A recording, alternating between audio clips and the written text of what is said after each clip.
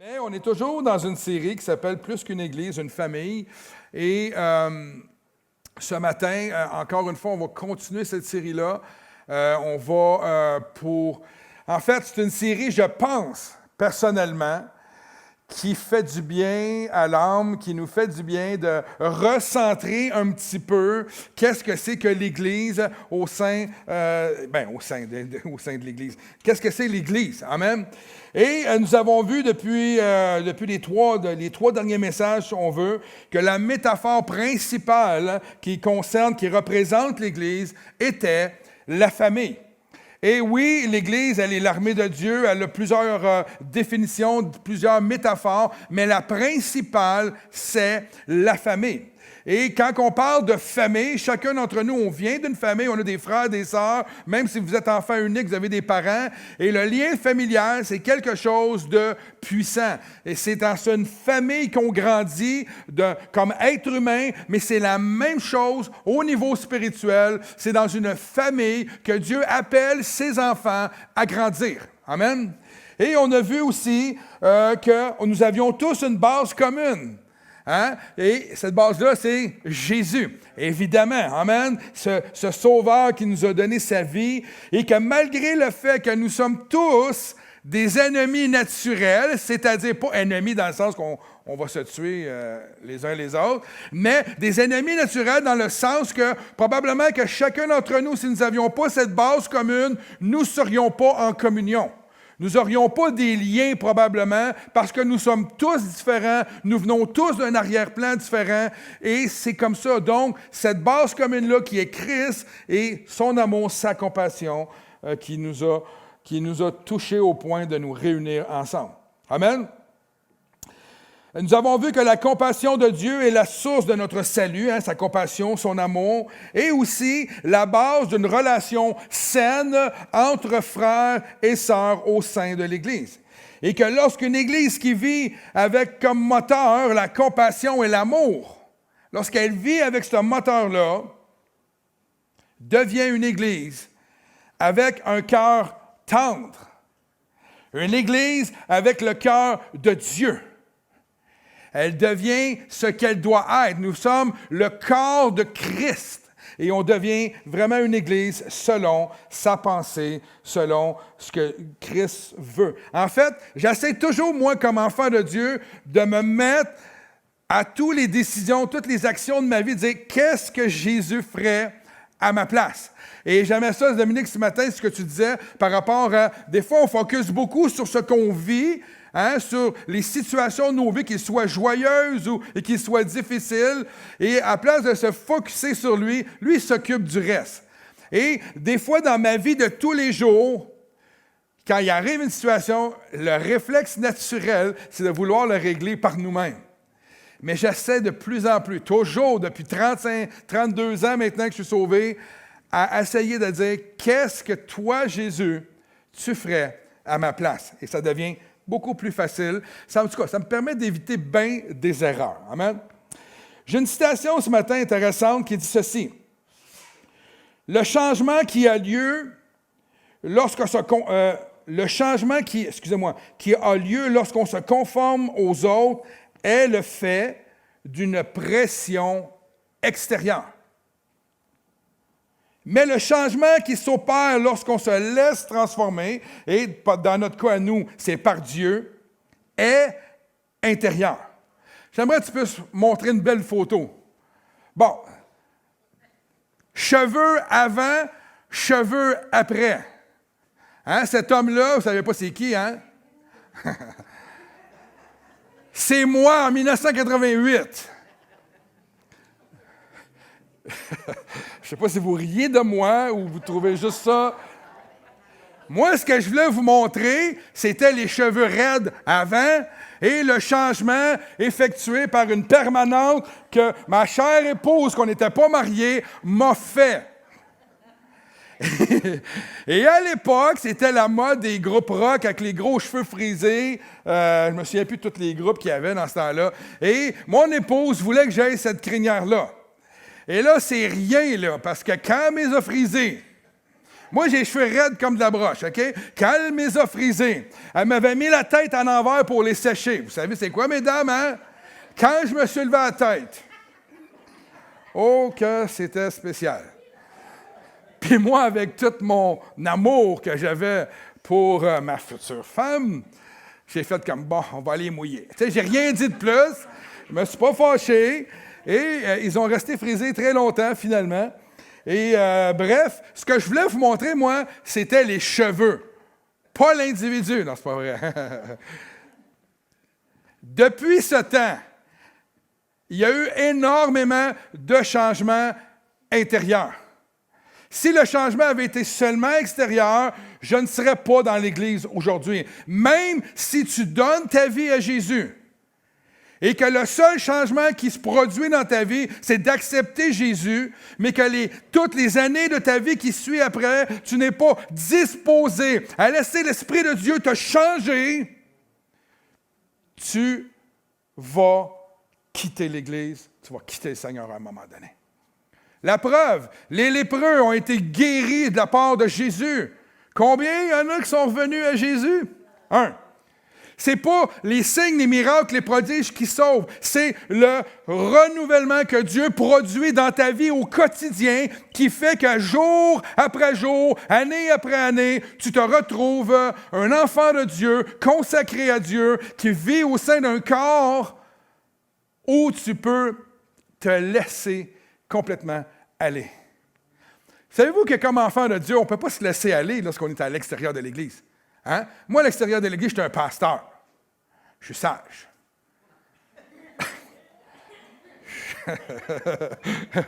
Je suis tranquille. Quand je vais jouer au golf, je joue toujours avec des inconnus, ou presque toujours. Et puis, quand ils me demandent qu'est-ce que je fais dans la vie, je leur dis, je suis pasteur. Bon, il y a toutes sortes de réactions, évidemment. Mais le fait d'être, tu sais, si j'étais, je ne sais pas moi, pompier, je leur dis je suis pompier, je ne suis pas obligé de leur dire que je suis chrétien. Hein? Mais en leur disant que je suis pasteur, là, ils me disent, pasteur, c'est quoi? Là, je leur explique que je suis chrétien, etc. Et tout le long de la partie, quand je fais un bon coup, ils font comme, hey, il est hot, le pasteur. Mais quand je fais un mauvais coup, ils surveillent. Qu'est-ce qu'il va faire? Va-t-il lancer son bâton? Va-t-il lâcher 2-3 mots pas trop catholiques, comme on dit? Je jouais avec des fois, j'ai joué longtemps avec un chrétien qui venait avec moi, et lui, il avait un caractère bouillant. Quand il faisait un mauvais coup, il perdait presque son salut. Et on jouait toujours avec 2 non-chrétiens, puis là, j'allais le voir quand il faisait une niaiserie, je disais, tu peux-tu, s'il te plaît? Hein? Parce que moi, j'étais avec toi, puis là, ils me mettent dans le même panier que toi. Moi, ça ne me tente pas d'être identifié à ton caractère et à ta manière d'être. Je ne sais même pas pourquoi je suis rendu là. Ah oui, c'est à cause de la photo. Donc, si j'étais juste transformé par le salut, c'est gloire à Dieu. Hein? Le salut fait en sorte qu'aujourd'hui, on est sauvé, c'est correct. Mais il y a une transformation qui doit s'opérer tout au long de notre vie. Romains 12:2 nous dit ceci.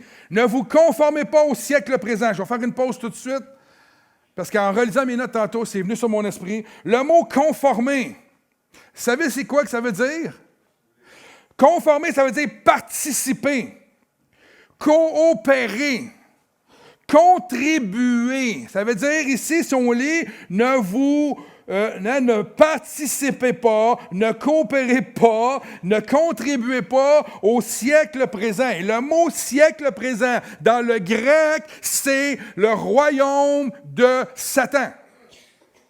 Moi, dans ma tête, souvent, l'image que j'avais quand je lisais ce texte-là, c'était ne pas se conformer, c'était être comme un peu semblable au monde. C'est pas le mot semblable. C'est pas on ressemble un peu. C'est de se conformer. C'est de coopérer, de participer dans le monde. Bon, fini la parenthèse. Mais soyez transformés par le renouvellement de l'intelligence, afin que vous discerniez quelle est la volonté de Dieu, ce qui est bon, agréable et parfait. Sans ce renouvellement-là, il est impossible, écoutez bien, de discerner la volonté de Dieu. Impossible. Nous ne pouvons pas, de façon humaine, discerner les choses du royaume. Nous avons besoin de la révélation de l'Esprit qui se produit par le renouvellement de notre intelligence. Tous les soirs, quand je prie avec Millie Rose, ou avec Océane, quand je priais avec elle quand elle était jeune, tous les soirs, la chose que je demandais, c'est « Seigneur, renouvelle notre intelligence, renouvelle l'intelligence de ma fille, afin que le monde ne laisse pas ses marques dans ses pensées, mais renouvelle-les afin qu'elle ait la pensée qui vient de toi. » Amen. Deux mots importants dans ce texte-là sont les mots transformé et le mot transformé et intelligence. Le terme grec du premier mot transformé, savez-vous c'est quoi? C'est le mot métamorpho. Et voilà, comme un papillon. C'est une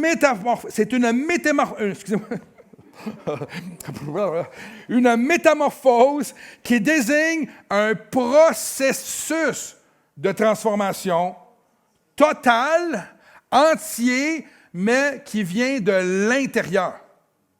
C'est pour ça que André dit un papillon. La chenille ne peut pas devenir un papillon si elle ne passe pas par le processus de métamorphose. Un chrétien, dans sa vie de tous les jours, ne peut pas vivre conformément à la parole de Dieu et aux principes de Dieu s'il ne passe pas par cette métamorphose. Il a besoin de cette métamorphose-là, non seulement une fois, mais au quotidien, afin de pouvoir faire les choses comme Dieu le désire. Il est important de noter aussi que le mot transformé, le mot métamorpho dans le texte qu'on vient de voir, est employé sous deux formes. Sous la forme passive et en même temps sous la forme présente. Autrement dit, nous avons été transformés, le salut. Parce que le salut, de façon instantanée, il se passe une transformation. Moi, du jour au lendemain, j'ai arrêté de blasphémer. Du jour au lendemain, il y a des choses qui ont pris place le jour où j'ai donné ma vie à Jésus-Christ. Ça a été une transformation radicale, automatique. Et l'autre section, ça c'est la section passive, c'est-à-dire c'est une transformation instantanée, et nous continuons à l'être tous les jours. Voilà, c'est ça, passive et en même temps au temps présent. Autrement dit, nous avons été transformés et nous continuons à l'être tous les jours, évidemment, avec l'aide du Saint-Esprit. La Bible est écrite au présent, quasiment partout. C'est quelque chose que nous vivons tous les jours. Il y a un mot qu'on aime bien dire, les chrétiens, une phrase, c'est-à-dire « les bontés de Dieu se renouvellent à tous les jours. » Amen? Chaque jour. Imaginez si c'était juste une fois. Tu donnes ta vie à Dieu, il te donne des bontés, c'est tout, c'est fini. C'est fini. Si tu es gaspillé, tu n'as plus. Non. Dieu, c'est le Dieu de l'abondance. C'est le Dieu de la miséricorde. C'est le Dieu d'amour. C'est un Dieu qui désire notre bien-être. Il veut nous voir être transformés de plus en plus tous les jours à la stature parfaite de notre Sauveur et Seigneur Jésus-Christ. C'est son objectif, nous conduire là. C'est un processus continuel, perpétuel que nous devons vivre en tant qu'enfants de Dieu. Nous vivons une transformation instantanée, mais nous devons nous laisser encore transformer, métamorpho. Et cela tout au long de notre vie chrétienne qui produit en nous la sanctification dans le sens d'une vie saine. La sanctification se fait la journée où tu donnes ta vie à Jésus, tu es pardonné, tu es sanctifié et tu as accès maintenant au Père, au royaume de Dieu pour l'éternité. Mais la sanctification ici, c'est que nous, comme enfants de Dieu, nous devons aussi vivre une vie de sanctification à tous les jours. On ne dit pas ici une vie parfaite, une vie sans défaut. On parle d'une vie qui est en perpétuelle, constamment, transformation. J'aime bien mieux ça, moi, que de dire, ça arrive une fois, puis le Seigneur te check à la loupe, puis si tu manques ton coup, tard. Ça serait sérieusement, ça serait spécial, non?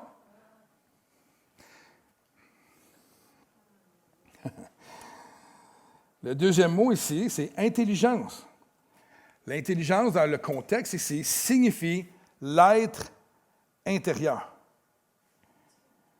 Le cœur et les pensées.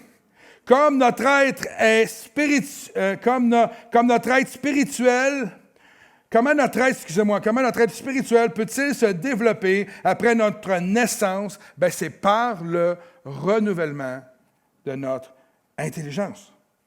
Ce que je veux dire par là, c'est toutes nos vieilles habitudes, nos pensées. Certains viennent au Seigneur à l'âge de 5 ans. C'est le fun, ils n'ont pas trop un arrière-plan. Qui peut les... Mais quand tu viens au Seigneur à 30, 40, 50, 60 ans, tu as 50, 60 ans de vie en arrière de toi, de choses que tu as emmagasinées dans ta vie, de situations, et ce besoin de ce renouvellement-là pour changer ces choses-là. Ça fait 32 ans que je suis sauvé et j'ai encore des faux plis.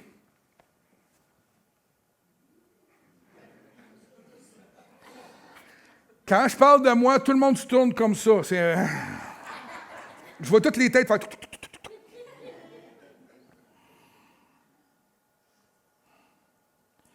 Comme Christ nous revêt d'une nouvelle nature, l'être, c'est encore lui qui, après notre première étape, doit continuer à renouveler notre être spirituel, esprit, pensée, par le renouvellement de notre intelligence. Pourquoi? Afin que nous puissions discerner quelle est la volonté de Dieu. Pourquoi? Parce que tous les jours de ta vie, tu dois discerner quelle est la volonté de Dieu.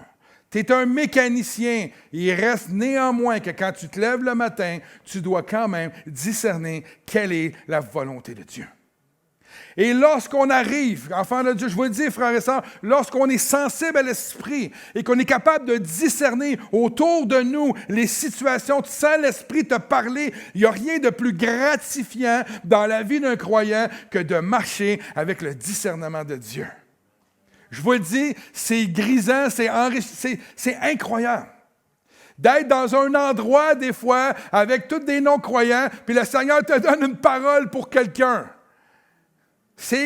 Puis là, tu donnes la parole à la personne, puis la personne, elle vient comme... C'est extraordinaire. Marcher selon le discernement pour nos vies, mais aussi pour l'œuvre à laquelle nous sommes appelés. Amen. Qu'on puisse discerner quelle est la volonté de Dieu, ce qui est bon, agréable et parfait. Nous ne pouvons pas par nous-mêmes nous conformer au royaume de Dieu sans vivre cette transformation-là en nous. Mais je m'étais mis la note ici du papillon. Mais André, tu es trop sage, André. Nous avons besoin de vivre une métamorphose à tous les jours. Tous les jours. C'est ce qui rend la vie chrétienne vivante, active. Une remarque intéressante ici, dans le début du chapitre, Paul s'adresse au début du chapitre de l'Épître, c'est-à-dire, il dit « Je vous exhorte donc, frères ». Et le frère est au pluriel. Donc, en ce moment, ce que Paul est en train de faire, c'est qu'il s'adresse aux frères, à l'Église. Il ne s'adresse pas à un frère en particulier. Il n'a pas écrit une lettre juste à une personne. Il l'a écrit à l'Église d'Éphèse. Frères, nous avons besoin d'être renouvelés dans notre intelligence. C'est ce qu'il fait ici. Comme quoi encore, nous voyons l'importance du corps.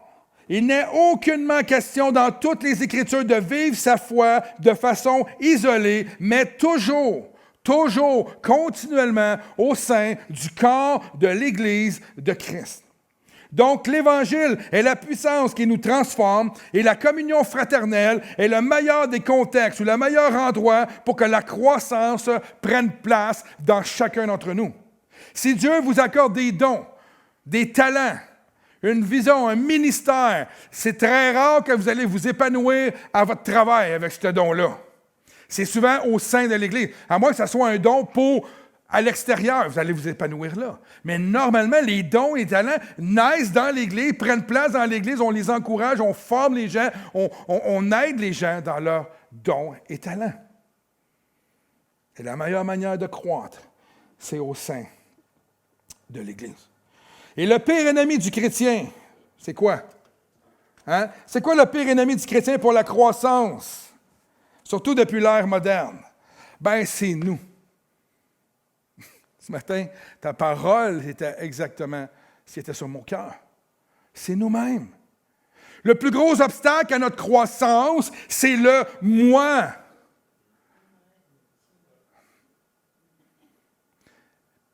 Regardez ça, je vais vous donner une petite explication. Hier soir, j'ai écrit tard, dans la nuit. C'est vrai. Il n'y a rien de mal à prendre du temps pour moi. Je ne suis pas en train de dire ce matin, le moi n'existe plus, puis on doit tout être ensemble, on vend toutes nos maisons, on se bâtit une commune, puis on vit ensemble. C'est pas ça l'objectif. Il n'y a rien de mal de prendre du temps pour moi, de ne plus faire les choses pour plaire aux autres si cela ne s'accorde pas avec moi et les valeurs qui sont en moi. Il n'y a pas de problème à ne plus se laisser maltraiter, manipuler, écraser par les autres et de vivre bien en harmonie avec soi-même, mais à la condition que nos valeurs et nos croyances proviennent de la parole de Dieu. Et non pas d'une vérité que nous avons construite nous-mêmes, bâtie nous-mêmes en nous. Et c'est ça le problème. C'est pas à nous à bâtir nos valeurs. Les valeurs proviennent de ce livre absolument extraordinaire qui est la Bible. C'est là qu'on doit puiser tout. Qui nous sommes, ça devrait être un miroir. On devrait être capable de regarder dans les Écritures et dire, oui, ça reflète ma vie. Oui, ce sont les valeurs de ma vie. Oui, c'est ça, je ressemble à la parole de Dieu. Amen. Je disais la semaine passée que seulement la parole peut rendre crédible la parole et non pas ce que nous en décidons, ce que nous... Et surtout dans les 2 dernières années, la parole a été manipulée. Manipulée par soi-disant des chrétiens. Je vous le dis, frères et sœurs, soyons vigilants.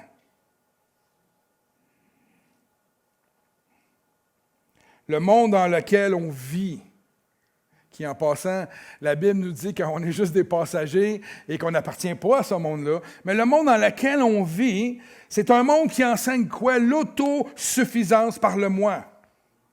Hein? Le moi qui se fout des autres en autant que moi je suis bien.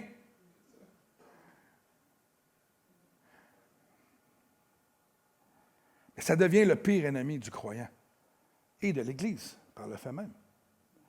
Un homme, un jour, qui fréquentait l'Église à la salle où j'allais, j'étais avec le pasteur Michel dans ce temps-là, était venu nous voir et pour dire, on avait découvert une situation dans sa famille, en tout cas, une situation assez atroce. Là. Je ne sais même pas pourquoi je vous conte ça. Bon. Il y avait de l'adultère avec ses enfants. Et pour lui, c'était correct.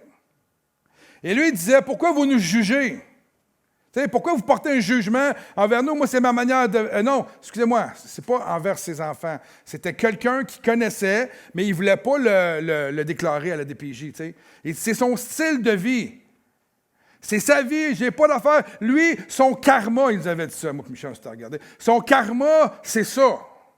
C'est comme s'il est né pour faire ça, puis les enfants sont nés pour être abusés.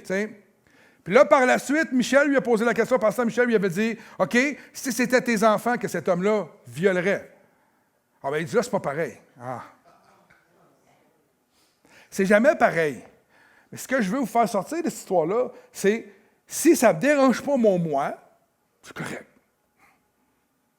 Mais dans le royaume de Dieu, c'est pas comme ça que ça fonctionne. Une autre citation que j'ai lue un jour qui disait « Si l'on prend des distances avec l'Église, c'est le signe précurseur que l'on s'éloigne de Dieu. » Je ne vous parle pas de prendre 3 semaines de vacances. Je ne vous parle pas de peu importe la situation, vous allez travailler à l'extérieur pour un temps. On ne parle pas de s'éloigner dans ce contexte-là. On parle de s'éloigner de Dieu. Il y a beaucoup d'enfants de Dieu. Il y a une mode en ce moment qui dit que tu es l'Église. J'ai vu encore une vidéo hier. Le chanteur chrétien, il y avait un gros chandail qui disait « L'Église, c'est comme toi, tu la veux. » Mais boy. Tu sais, pourquoi je vous dis que c'est ça? Parce que je l'ai vécu. Il y a eu un moment dans ma vie où je m'éloignais de Dieu tranquillement, pour des situations, pour des raisons bien différentes. J'étais jeune dans la foi. Qu'est-ce qui est arrivé, vous pensez? Je me suis éloigné aussi de mes frères, de mes sœurs. Je me suis éloigné tranquillement des petits groupes maisons qu'on avait. Je me suis éloigné tranquillement de l'Église. J'allais à l'Église à peu près une fois par mois. J'allais plus à l'Église, etc., etc. C'est le signe précurseur à un refroidissement de la foi. L'individualisme nous pousse à nous éloigner de nos frères et sœurs en Christ. Et cela peut avoir des conséquences assez tragiques dans la vie d'un chrétien. Vous savez que plusieurs chrétiens, et vous l'avez sûrement été témoins de ça, ou vous l'avez peut-être même déjà vécu, c'est-à-dire, plusieurs chrétiens, après quelques années de marche avec le Seigneur, perdent quoi? Qu'est-ce qu'ils perdent? Leur premier amour. Hein, c'est ça que la Bible nous enseigne. De retrouver son premier amour. Comme dans un couple, on doit entretenir notre premier amour. C'est important. Garder le feu, garder la passion, garder ça vivant. Hein? Après ça, après le perdre de son premier amour, qu'est-ce qui vient? On perd la joie de notre salut. Tout devient ordinaire. On commence à être de plus en plus occupé. On remplace l'Église, notre relation avec Dieu, par plusieurs choses. Ça peut être des loisirs, ça peut être du sport, ça peut être le boulot, ça peut être peu importe quoi. On remplace notre relation tranquillement, au fur et à mesure, avec n'importe quoi. On remplace notre relation avec Dieu. Moi, j'ai remarqué que quand j'allais à l'Église, dans le temps où c'était difficile, les gens le percevaient que c'était difficile. Et les gens venaient me voir. Comment ça va? Ah, ça va bien? Non. On le voit. Quand on se connaît beaucoup et qu'on se fréquente, non seulement dans l'Église, mais qu'on mange ensemble, qu'on fait des activités ensemble, qu'on se voit, qu'on vient aux réunions prières, qu'on est ensemble, plus souvent on est ensemble, plus souvent on apprend à se connaître et plus souvent on est capable de discerner dans un frère ou une sœur une situation de vie qui peut être plus difficile. C'est bien fait, l'Église. C'est parfait, l'Église. Elle n'est pas parfaite, mais le concept est parfait. Amen? La foi ne se vit pas seule. Dieu nous a sauvés et nous a installés dans une famille pour notre croissance personnelle et pour la croissance des autres aussi. Chacun de vous contribue à la croissance des gens autour de vous. Quand j'étais à l'église de La Salle, je suis arrivé dans un contexte, moi, où j'ai grandi, c'est-à-dire où j'ai eu un père absent. Donc, toute la richesse de l'enseignement, le sens d'un père... Oups, ça a-tu coupé?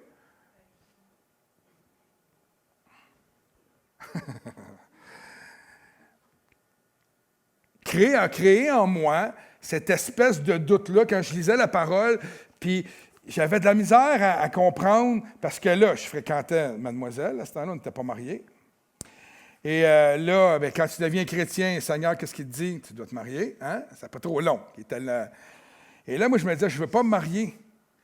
Me marier, pour moi, voulait dire avoir des enfants. Et je ne voulais pas avoir d'enfants. Je ne voulais pas me marier. J'avais de la misère à comprendre le concept. J'avais été blessé par ça.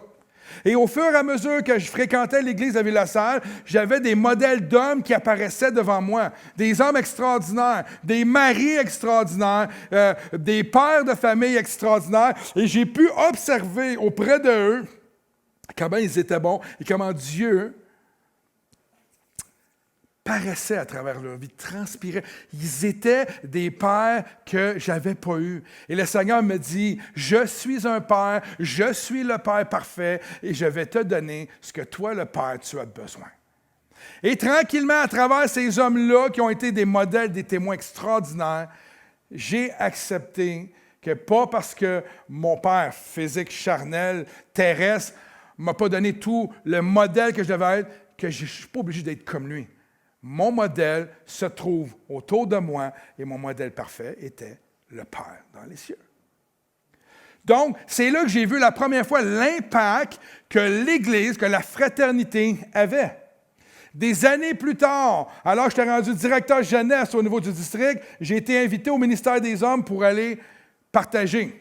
Et ce matin-là, ce que j'ai fait, puis j'ai aimé ça, faire ça, j'ai fait broyer tout le monde. Ah, c'est ça. Non, c'est pas vrai. Mais je disais aux hommes qui étaient dans l'Église, vous n'avez aucune idée de l'impact que vous avez pu avoir sur ma vie. Et là, je nommais chacun d'eux qui ont eu des impacts sur ma vie, et ces hommes-là étaient touchés. Ils ne réalisaient pas que le fait d'aller à l'Église, de louer le Seigneur, de participer aux activités, d'être frère avec moi, de prier avec moi, de pleurer, de rire avec moi, ils ne réalisaient pas qu'ils avaient contribué à ma croissance spirituelle. Et ce matin-là, moi-même, quand j'y regardais pleurer, ils sont venus me voir après, on a jasé, on s'est pris dans nos bras, je me suis dit, quelle bénédiction d'avoir une famille d'Église. Quelle bénédiction! Elle n'est pas parfaite, mais elle est toujours là. On chicane, mais elle est toujours là. Une famille, moi j'ai un frère, qui était tannant. Moi j'étais sage. Mais lui, il était tannant. Je l'aime toujours. Puis le pire, c'est que c'est vrai, vous ne me croyez pas, là, mais c'était lui le tannant.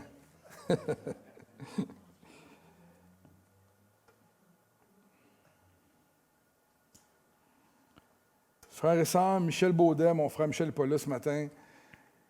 Combien de fois il est venu, le jour, venir me voir, me parler. Tu sais, Michel, comment il est doux, hein, pasteur Michel, il est doux, il aime le monde. Je l'écoutais me parler, je me disais, wow, je vais avoir son cœur. Combien de fois j'ai rencontré des gens, on avait un barbecue pour des leaders l'autre fois à la maison, je ne nommerai pas les noms, je ne veux pas les gêner, mais il y avait deux personnes qui étaient assises et qui jasaient entre eux autres. Puis j'étais comme à l'extérieur un peu, puis je les écoutais. J'étais béni. J'entendais comment ils mettaient leur confiance en Dieu, comment ils avaient vécu des choses, puis que moi, ça fortifiait ma foi. Je me disais, wow, wow. J'ai rencontré à un moment donné Mélanie ici avec Yannick. On parlait de l'Église, ils venaient voir les nouvelles rénovations. Bon, j'osais ensemble au milieu de la pandémie à peu près. Et puis à un moment donné, elle a dit quelque chose, Mélanie, qui a comme oh wow. J'ai pas dit, hey, tu m'as bouleversé. Non, non. Ces paroles m'ont fait réfléchir et ça a produit des changements dans ma vie. Parce que les frères et les sœurs dans la foi produisent cet effet-là. Eux, ils sont transformés par Dieu. Leur transformation devient des témoignages, devient des choses extraordinaires pour la vie de ceux qui vous côtoient.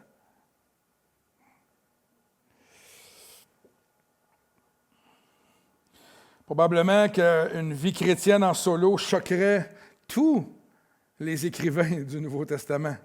Tous les disciples seraient choqués de voir qu'il y a une possibilité de vivre sa foi en solo parce que tout va à l'encontre de ça. Ce n'est pas l'essence de ce que les Écritures disent. L'essence des Écritures, c'est qu'une Église, c'est une famille. Amen? C'est une famille chrétienne contribue à la croissance des plus petits comme des plus grands. Une Église unie par la bonne nouvelle, la parole de Dieu, nous aidera également à lutter contre les tentations et la séduction du péché. Je pensais à ça quand la Bible dit ils étaient continuellement réunis ensemble, ils allaient au temple. Je me dis, quand tu es continuellement avec des croyants, tu es beaucoup moins tenté par les choses du monde, right? Donc, ça nous permet à nous, quand on est ensemble, de résister. Quand on fait des activités avec d'autres croyants, ça nous permet aussi d'avoir une meilleure attitude. Hébreux 3, 12 et 13, versets 12 et 13 dit ceci. Prenez donc bien garde. Prenez donc bien garde, frères et sœurs, il parle à l'Église encore, que personne parmi vous n'ait le cœur mauvais et incrédule au point de se détourner du Dieu vivant. Prenez garde. Mais encouragez-vous les uns les autres, jour après jour, aussi longtemps qu'on peut dire aujourd'hui, afin qu'aucun d'entre vous ne se laisse tromper par le péché et s'endurcisse.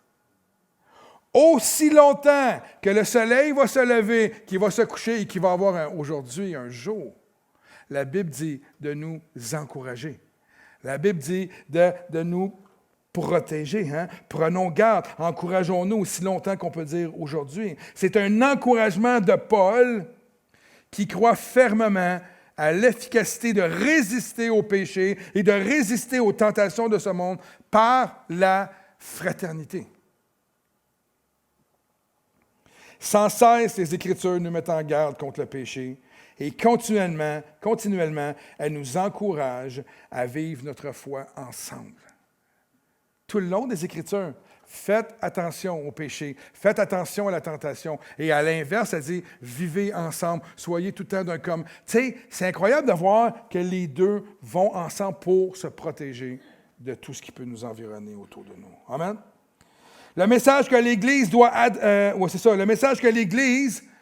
doit adresser non seulement en parole, mais aussi en action, pour avoir un impact et de vivre continuellement entre nous la miséricorde, la compassion de Dieu, c'est d'être ensemble et de s'aimer les uns les autres. Je me souviens pas avec qui, je ne sais pas si c'était avec un de vous autres cette semaine, quelqu'un me disait, « Ah non, c'est avec des gens qui veulent louer la salle pour un mariage. » Il me disait, c'est des gens qui ne viennent pas d'ici. Il me disait, comment ça se fait qu'ici, les gens, aussitôt que tu leur parles de Dieu ou de l'Église, ils sont traumatisés. Littéralement. C'est des gens d'une autre nation, ils ne connaissent pas la culture. Puis là, j'ai fait un petit cours d'Histoire 101 rapide concernant comment l'Église, à l'époque, avait une autorité. Hein? C'était une Église très autoritaire, une Église qui était mixée avec les gouvernements. C'était fort et ils avaient l'emprise sur tout. Et il y a eu de l'abus. Et c'est pour cette raison-là que les gens sont échaudés, que les gens ont peur, les gens ne veulent plus faire confiance. Mais comment nous, en tant que croyants, on peut renverser la vapeur? C'est en étant l'Église du Nouveau Testament. C'est en étant ce qu'elle nous enseigne. Si les gens peuvent percevoir de l'amour, s'ils peuvent percevoir du pardon, s'ils peuvent percevoir de la grâce, parce qu'à l'extérieur, c'est jugement. Écoute, c'est méchant. En tout cas, depuis quelques années, les réseaux sociaux, avez-vous fait un tour là-dessus? Ça n'a pas de sens. Comment les gens peuvent être méchants. Le monde qui nous environne, frères et sœurs, est hostile à Dieu. Et les gens sont enclins à s'entraîner mutuellement dans l'égarement qui vont les conduire à la mort. Ce n'est pas juste une joke, c'est vrai. Mais Dieu agit encore. Il sauve encore. Il libère encore les captifs.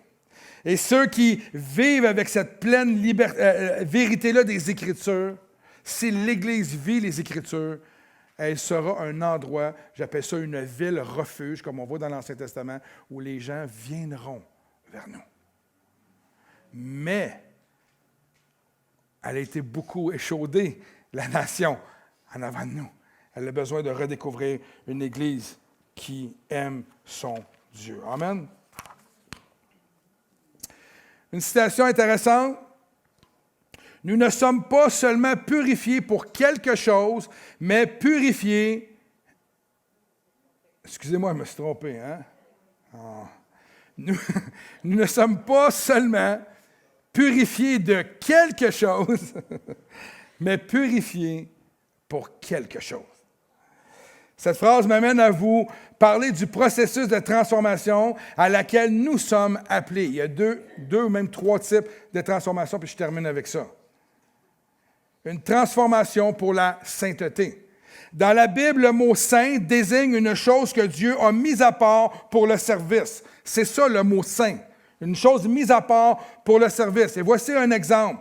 Les tables et les ustensiles qui étaient dans le temple étaient des ustensiles sains et saints. Amen. Ils étaient mis à part pour un usage particulier.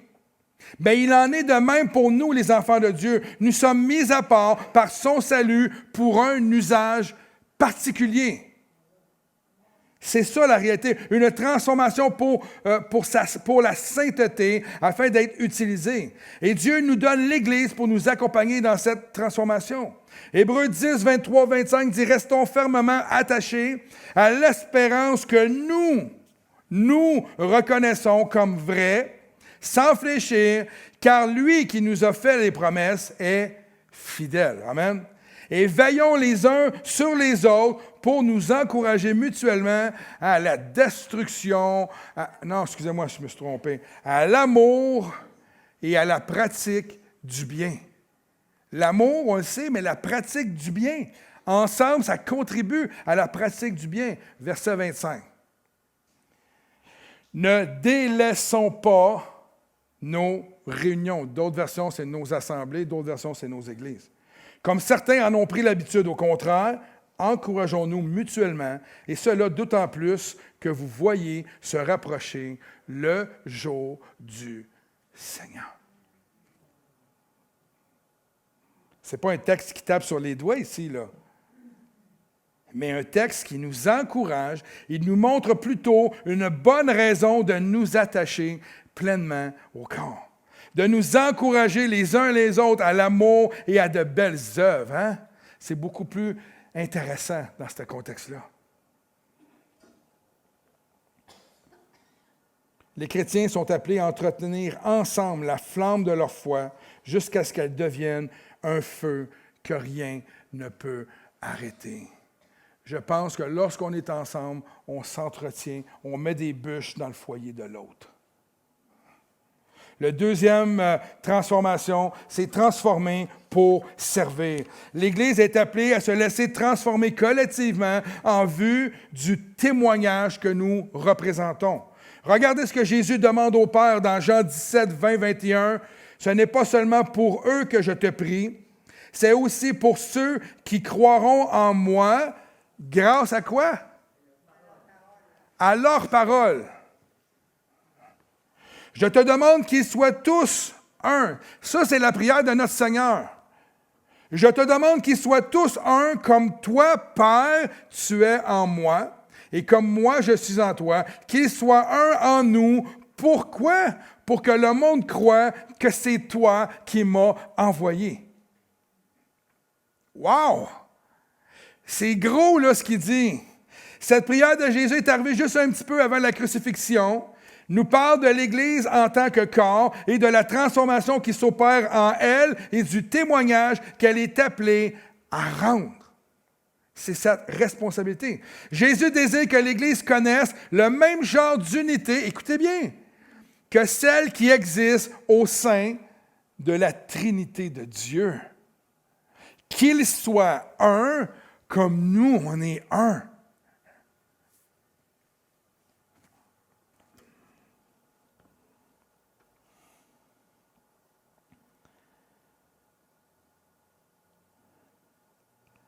Vous ne trouvez pas ça spécial? Les trois, le Père, le Fils, le Saint-Esprit, c'est comme une petite famille. Il nous demande d'être un comme eux, ils sont un. C'est la prière de notre Seigneur. C'est ce qui a prié au Père, qu'il soit un comme nous, on est un.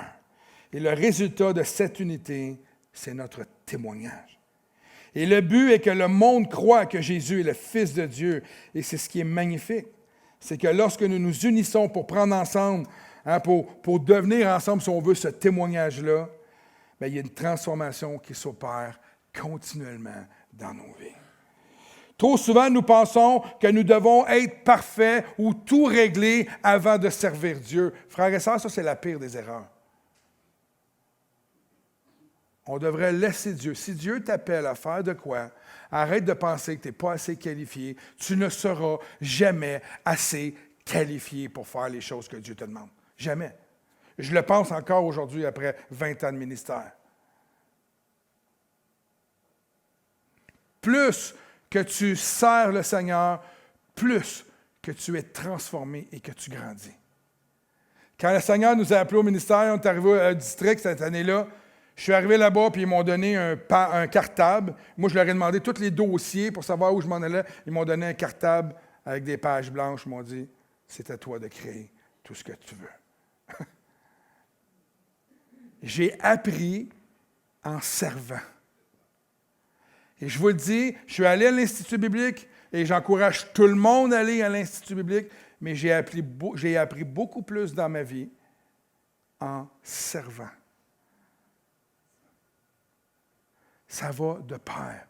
Les études des Écritures et le service fait en sorte que nous vivons vraiment une transformation. Attends pas d'être complètement transformé avant de servir, c'est l'inverse que ça doit marcher. Amen. Et troisièmement, je vais demander aux musiciens de tranquillement se rapprocher. Une Église qui se laisse transformer. Frères et sœurs, c'est la transformation des cœurs et qui rend l'Église vivante. Quand chacun d'entre nous, on vit une transformation au quotidien et qu'on se laisse métamorphoser, j'essaie de prononcer le mot, peut-être un mot inventé, mais c'est ce qui rend l'Église vivante et non religieuse.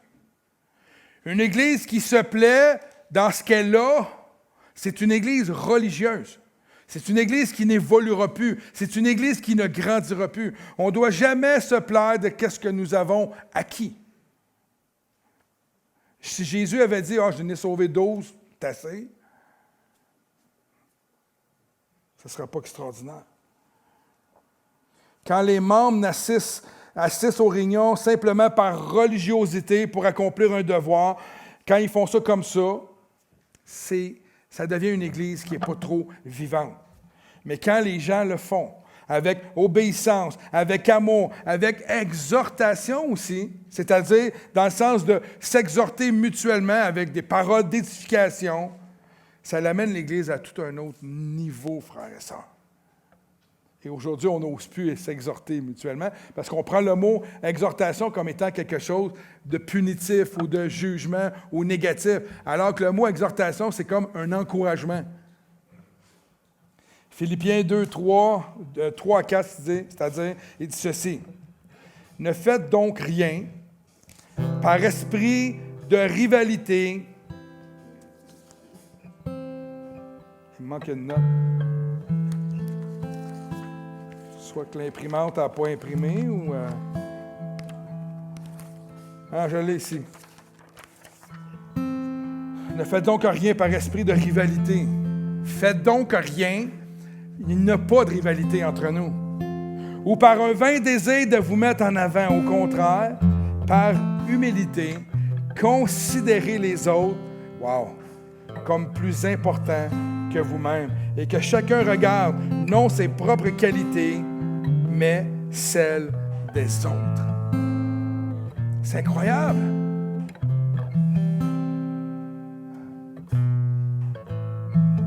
Il n'y a pas une hiérarchie autoritaire au sein de l'Église.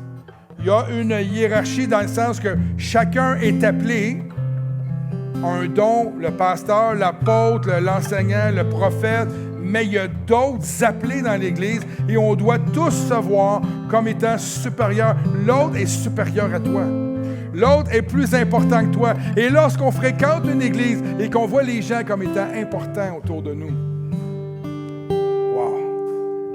ça, c'est un signe d'humilité et de santé spirituelle dans nos vies. Je finis avec cela ce matin. Imaginons ce matin, c'est l'impact de l'Église dont les membres de cette Église-là se soucieraient davantage les uns des autres. Ou qui ne se demandent pas qu'est-ce que je pourrais en retirer, mais plutôt comment je pourrais donner, comment je pourrais servir davantage pour le bien des autres. Une Église qui cherche la sainteté par la confession des péchés sans crainte d'être jugée. Une Église qui rend des témoignages vivants, puis voit d'autres personnes se joindre à eux, impactées par l'unité, par l'amour, par nos témoignages vivants. Le pasteur David Platt disait un jour, « N'oublions jamais que l'Évangile n'est pas attirant, mais il est puissant. » Et c'est au sein de son Église que cet Évangile-là prend toute sa dimension. Si je fais juste dire aux gens à l'extérieur, « Aimez-vous les uns les autres », mais qui ne le voient pas, ils ne le croiront pas. Les choses que Dieu nous enseigne sont appliquées dans l'Église. C'est un royaume à l'extérieur qui est hostile à Dieu, donc on ne verra pas les choses de Dieu et ça ne donne absolument rien à chacun d'entre nous de s'offusquer, de voir qu'à l'extérieur, ce n'est pas comme la parole de Dieu. Par contre, nous avons un terrain de jeu extraordinaire qui est l'Église pour appliquer les principes bibliques qui vont influencer les gens de l'extérieur.